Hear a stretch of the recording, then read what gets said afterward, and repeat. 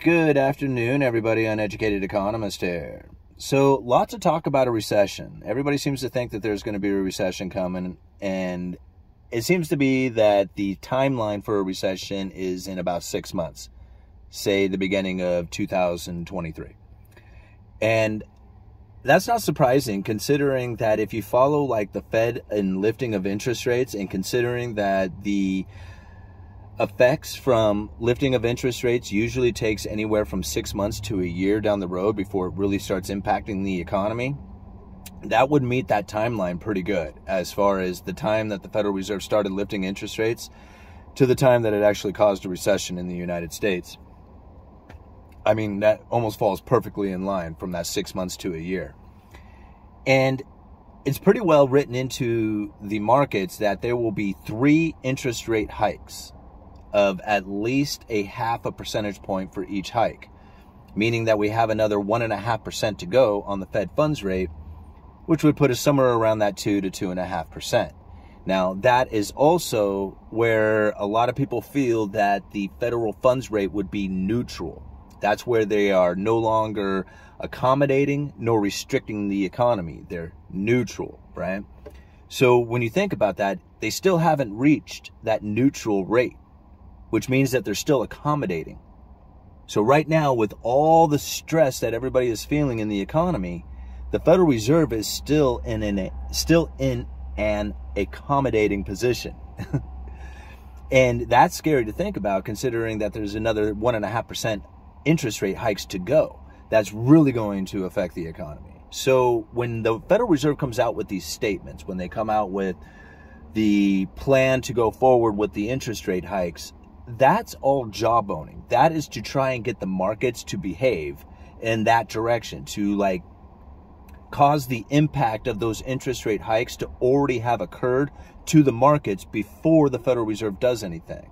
Because the economy, that's different from the markets. A lot of people, like, they look at the Dow and say, look at the economy. That's not the economy. That's just some businesses out there.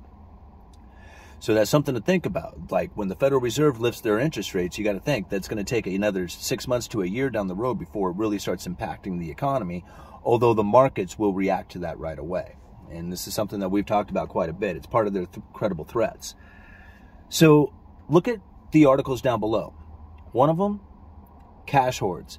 Companies, corporations have hoarded up on cash. Good ones have. Now, there are zombie corporations who simply could not exist without ever increasing amounts of debt, and more specifically like cheap debt.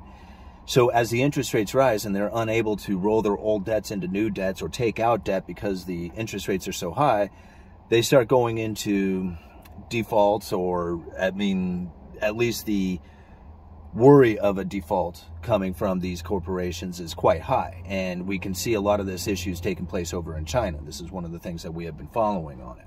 So like the corporation Evergrande over in China, where all of a sudden when interest rates started to rise, they couldn't afford to make their payments anymore. Their bondholders were like stuck holding the bag. And right now, from what I understand, Evergrande is going completely bankrupt, and those bondholders will lose out. So talking back here in the United States, you can see by the articles that there are some corporations who are sitting on cash. Cash is king. Cash is what you need to be in during a time of downturn or economic, uncertainty. I love my favorite word right now, uncertainty. So this is where a lot of these corporations were able to hoard up on a lot of cash while the interest rates were low. They borrowed a lot of money at low interest rates. And part of this was due to the Federal Reserve and the stimulus programs in conjunction with the Treasury. And this is something that we had talked about quite a bit during the time that it was occurring, because a lot of people don't realize this, is that the Federal Reserve set up something called a special purpose vehicle. It was with the Treasury. And with this special purpose vehicle, they were able to backstop every corner of the financial market. It wasn't just one special purpose vehicle. It was, I think, what did they have, like a dozen of them, if I remember right? And all of them were different. Some of them were to back up like credit card debt and auto loan debt. Some of them were there for like the payroll protection program.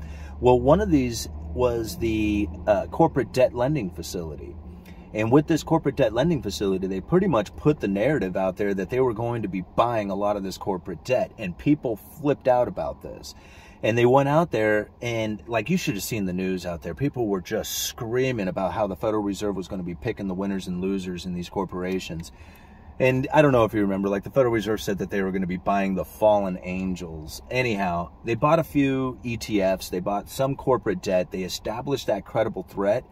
But just the idea that the Federal Reserve was going to be doing this, that they had this corporate debt lending facility, that they were going to be buying up a bunch of corporate debt, just the idea of that alone sent, like, tons of investors into corporate debt to try and front run the Federal Reserve. Well, that gave all these corporations all the funding they needed. Interest rates dropped dramatically low. The Federal Reserve, although they did buy a little bit of corporate debt, hardly bought any. They sat back and just let the markets take care of business. All they had to do is just put the idea out there that they were going to participate, and the markets took care of business for them. It was a pretty slick trick on how they were able to get that done. However, not all corporations were smart with the money. Some of them did, pretty good as far as, like, investments and, holding on to some of this cash. Some of these corporations were like zombies, so they're going to fail altogether. But now we have to think, we're going into a recession. And this is where I really it gets me wondering, because bailing out corporations is really, like, not favorable to taxpayers. Like, they get very, very unhappy with the politicians out there who end up bailing out corporations. Like, the taxpayers hate that. So it's very difficult to try and bail out corporations during these downturns or during a recession because of just this political fallout from it. But here we're going into the next recession, and a lot of these corporations are sitting on cash. We've talked about this in previous videos, but look down in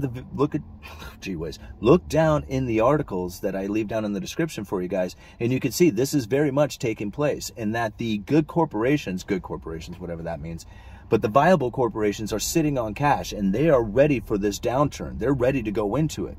Who's not ready to deal with it are the small businesses. Take a look at the other link I leave down there in the description. They are not investing. Well, I'm sure some of them are, but the majority of small businesses are not investing into their companies. They are very worried about what's going to happen into the future. And if you're not investing into your company, then most likely you're probably not paying higher wages. You're not going to be offering up, like, benefits of any kind. In fact, you may even get to the point where you're going to start laying people off because you're just not doing as much business. And that's the problem when you have gas prices going up as high as they are. See, that's what a lot of people asked me about a long time ago. They said, what is oil prices going to do to inflation? I said, it's going to kill demand. And then you're going to see inflation come down because people are not going to be buying as much stuff because all their money is going to be going into food and fuel. I mean, this is something I said a long time ago, but when it came to oil prices, I knew it. Like, at first, the input cost of oil going into manufacturing causes the price inflation to happen, right? You can't help that. Input cost causes prices to go up, whether it's wages, fuel, material costs, whatever it is. And oil is no different.